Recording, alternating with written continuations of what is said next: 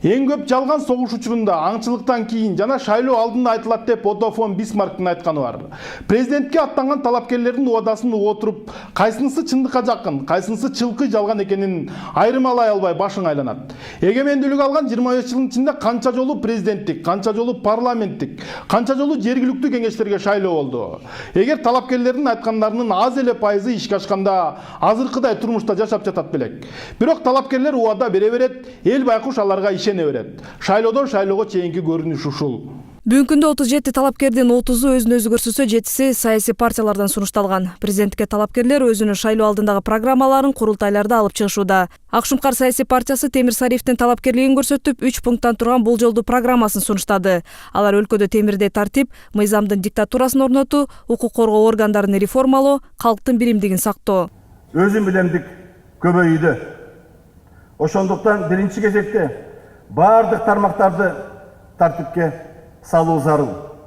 Мамлекетти тартипке салуу бул мыйзамдын тынтыксыз диктатурасын орнотуу. Темир Сариевдин программасын уккандар премьер-министр кезиндеги иштерин уланта турган сыяктуу таасир калтыргандыгын айтышты. Негизинен жакшы, негизинен орусча жазылган, орусча даярдалганы көрүнүп турат. Кыргыз кыялы дебейт да, кыял деген мүнөз. Кыргыз үмүтү десе жакшы урмок. Орусча даярдалган, негизинен 3 пункттан деп өзү окуп берди. 3 пункттан турган баягы программасы дайым эле мурдагы талапкерлер айтып жүргөн эле нерсе баягы тартип, экономика, анан сырткы саясат, ШОС, Евразиясы менен бирге болуш керек деген. Мен оюмча өзү премьер болуп тургандагы иштерди улантам дегендей ниет калтырды да. Андан кийин эле Өнүгүү Прогресс партиясы президентке Бакыт Төрөбаевдин талапкерлигин бир добуштан колдоп чыгышты. Өз сөзүндө Бакыт Төрөбаев курултайда учурдагы парламенттик системаны сынга алып, өлкөгө президенттик башкаруу ылайыктуу экендигин билдирген.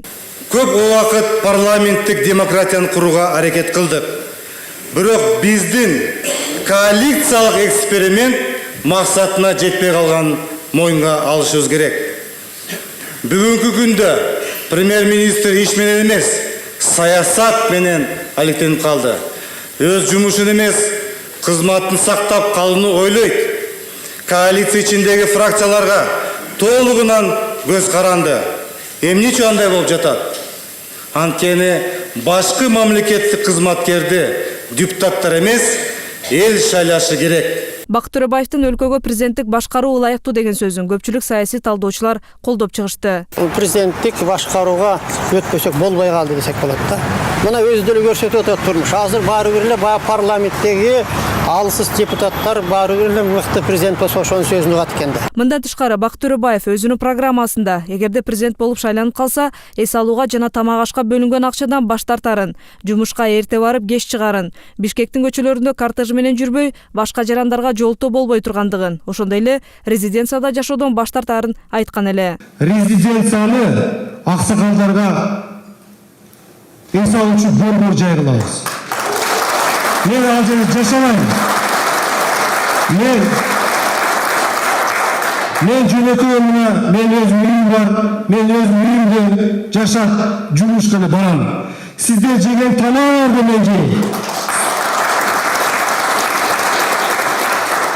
Сиздерди ичкениңер суу мен да ичем. Сиздер жашаган үйдө мен жашайм. Бел болгондо жакында эле жаңы шайланган Монголиянын президенти Халтмагейин Баттулгадагы резиденцияда жашоодон баш тартып, жумушка жөөгелерин билдирген болчу. Мындан улам социалдык тармактарда Бакыт Төрөбаевди Монголиянын жаңы президенти менен салыштыргандар көп болууда. Анын үстүнө аталган эки саясатчы экс-министр жана талапкерлигин президенттикке коюу учурунда оппозициялык партиялардын лидерлери деп айтылууда. Ал эми кийинки президенттик жарышка түшкөн Адахам Адумаровду бүтүн Кыргызстан саясий партиясы көрсөтүп чыкты. Өз сөзүндө Адахам Адумаров менен адалдын ортосунда аеосуз күрөш болоорун айтты. Менин жеке мүмкүнчүлүктөрүм элдик эмес. Бул акыркы мүмкүнчүлүктөр, себеп бул күрөш менин күрөшүм болбойт. Бул күрөш арам менен адалдын. Бул күрөш таза менен кирликтин. Бул күрөш баякы карапайым калк менен олигархтардын ортосундагы күрөш болот. КСДП партиясы болсо президентке Сооронбай Жээнбековду алып чыгышты. Айрым серепчилер Жээнбековдун программасында өзгөчө экономикага басым жасалгандыгын айтышат. 69,1 миллиард сом түзүп, бюджетке болгону 2,5 миллиард сом гана бөлгөн. Же болгону 3 гана пайыз пайдасы түшкөн мамлекетке. 74 миллиардтан.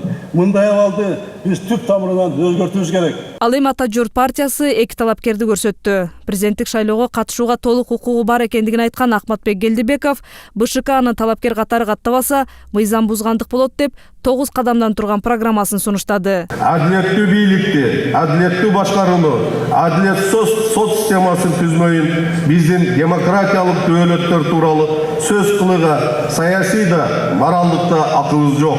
Андан соң сөз алган Камчыбек Ташиев куугунтукка кабылып, соттолуп, алдангандыгын айтып, чоң жеңишке кезек келгендигин айтат. Бул кадамдан эч кандай интрига, саясий оюн издебегиле. Жеке мен үчүн кимиңиз талапкер болушу маанилүү эмес.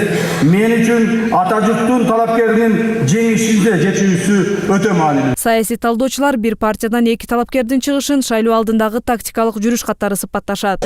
Ата журттун эки кандидатура чыкканын бул тактикалык деп жүрүш деп мен ойлоп атам да. Себеби азырынча жанагы жогорку сот айткандан кийин мүмкүн эгерде Акматбек Келдибековду каттабай койсо, анда Ата журт эч бир кандидатсыз калып калышы мүмкүн да. Андан кийин Акматбек Келдибековду каттабай калсанда Ташиев чыгарганга Ата журт мындай кандидатурасы менен калып калат. А эгерде Акматбек Келдибековду мындай регистрация кылып койчу болсо, анда мүмкүн дагы башкача чечим болуп калышы мүмкүн Ата журттуку. Ошентип президенттик шайлоо алдында партиялар сунуштап чыккан талапкерлер чоң жарышка түшкөндүктөрүн жарыя кылышты. Серепчилер бул шайлоо өлкө тарыхында чыгым көп жумшала турган жана талапкерлер ортосундагы катуу күрөш боло турган шайлоо катары сыпаттап жатышат. Берилген убадалар канчалык ишке ашат, аны убакыт көрсөтөт. Изач Шугралиева, Талгат Алтынбаев, Сентябрь.